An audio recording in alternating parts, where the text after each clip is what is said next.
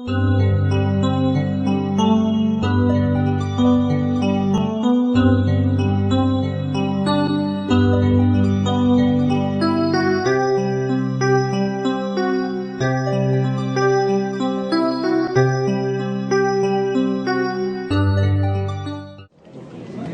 morning.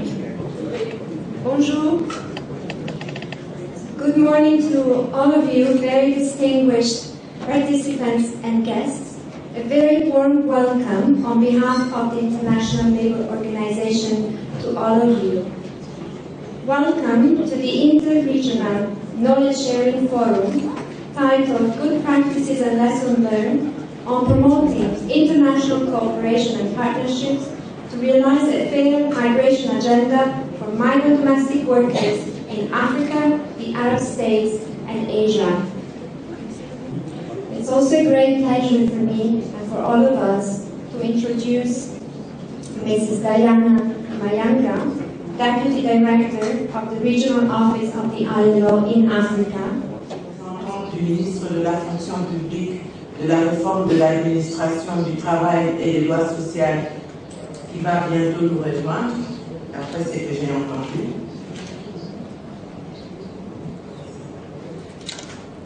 Mesdames et messieurs les représentants des organisations d'employeurs et des travailleurs, chers collègues représentants du système des Nations Unies, monsieur le directeur du bureau du BIT à Antananarivo, madame la directrice du département des conditions du travail et de l'égalité, chers collègues, honorables invités et participants venus du monde entier, mesdames et messieurs, au nom de M. Ariens Chouma, directeur régional de l'Organisation internationale du travail pour l'Afrique, c'est pour moi à la fois un honneur et un plaisir de prendre la parole à l'occasion de l'ouverture de ce forum de dialogue interrégional sur le partage des connaissances et des leçons apprises pour la promotion de la coopération internationale et des partenariats en vue de la réalisation de l'agenda d'une migration équitable pour les travailleurs domestiques migrants en Afrique, dans les États arabes et en Asie.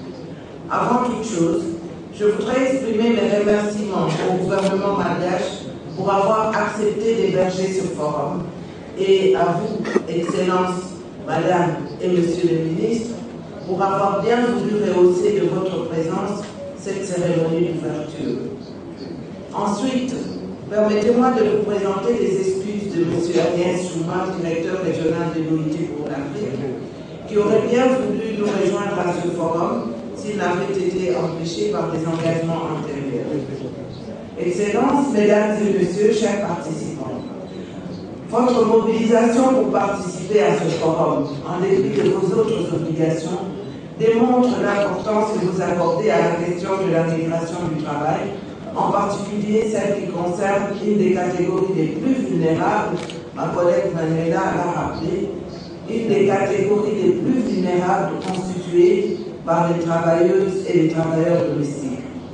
En effet, comme rappelé par M. Guy Ryder, directeur général de l'OIT, lors de la présentation du rapport qui a servi à la mise en place de l'agenda de l'OIT pour une migration équitable en 2014, je cite, « La question de la migration est désormais au centre des préoccupations dans les agendas au niveau national, régional et global, avec non seulement une dimension d'urgence dans les sociétés et parmi les preneurs de décision, mais aussi une série de controverses pouvant être dommageables à la cohésion sociale si elles sont laissées en suspens. » Fin de citation.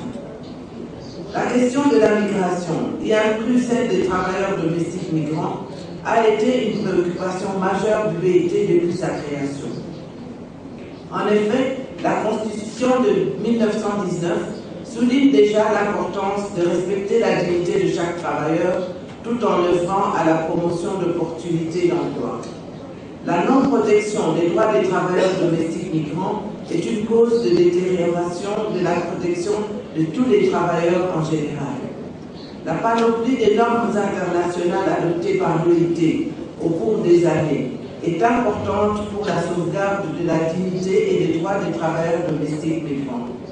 En principe, toutes les normes internationales, sauf stipulation contraire, sont sont applicables aux travailleurs domestiques migrants. Cependant, comme l'a rappelé Manuela, en 2011, le BIT a aussi adopté une norme spécifique pour la protection des travailleurs domestiques y inclus les migrants. Il s'agit de la Convention 189 sur le travail décent pour les travailleurs domestiques, que je ne commenterai pas parce que cela a déjà été excellemment fait par ma collègue. Bien que certaines des régions concernées aient ratifié quelques-uns des instruments internationaux pertinents, leur mise en œuvre continue à être inadéquate. Le BIT est préoccupé par la question des travailleurs domestiques migrants à cause du déficit flagrant du travail décent dans ce secteur. C'est une occupation qui place les travailleurs dans des situations vulnérables, en particulier les femmes et les filles et même les enfants. En effet, des millions de femmes et de filles à travers le monde sont employées en tant que travailleuses domestiques dans des habitations privées et y assument un rôle crucial en support aux familles et aux économies. Pourtant, en dépit de l'importance de leur rôle, elles sont souvent parmi les plus exploitées des travailleurs du monde. Par rapport aux normes internationales, les cadres institutionnels et légaux pour la protection des travailleurs domestiques demeurent très faibles dans la plupart des régions du monde. En réponse à la globalisation et compte tenu de la loi de l'offre et de la demande de l'économie du marché, il est vraisemblable que la pression migratoire continuera à s'accroître tant en volume qu'en complexité. En effet, aujourd'hui, l'effectif des migrants, cela a été déjà dit, est de 232 millions dans le monde. Mais je crois que ce qui est le plus important à retenir, c'est que sur ces 232 millions, il y a 150 millions qui sont des travailleurs migrants. Ça veut dire qu'environ 2 travailleurs sur 3 dans le monde est un travailleur migrant, travailleur, si je puis me répéter. Et donc, ce que je voulais dire ici, c'est que c'est une dimension considérable en termes de chiffres, surtout si on considère leurs familles qui les accompagnent. Quant à l'effectif des travailleurs domestiques, il est de 67 millions dans le monde et 12 millions, près de 12 millions d'entre eux sont des travailleurs domestiques migrants. Ces chiffres sont certainement sous-estimés du fait de la concentration des travailleurs domestiques dans l'emploi informel et dans la migration irrégulière.